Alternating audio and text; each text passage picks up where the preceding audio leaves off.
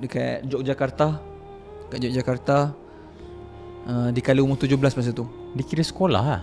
Tak, dia pesantren. Pesantren. Okay. Oh, pesantren. Pesantren. Shout out kat Kiai kat sana. Tapi life easy lah compare dengan Tafiz kan. Lagi teruk saya rasa Indonesia. Serius. Facility wise, doktor bayangkan toilet saya muai besar, cangkung. Saya berdiri, pintu dengan toilet sebelah dia tinggi ni. So kalau orang sebelah berdiri, saya pandang ni, dia pandang saya. So tadi plop tu tak siapa bunyi. Tak ada, I think you keep the sensor. Serius lah? Ya, lebih kurang macam tu lah. Bukan lebih kurang, memang macam tu pun. Itu toilet Di pergunungan, doktor.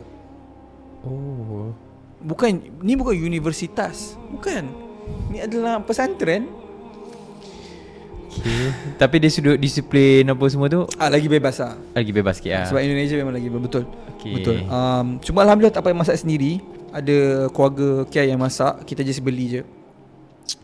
But dari segi facility lagi dahsyat. Sebab tidur di tempat di mana di situ dah tidur, di situlah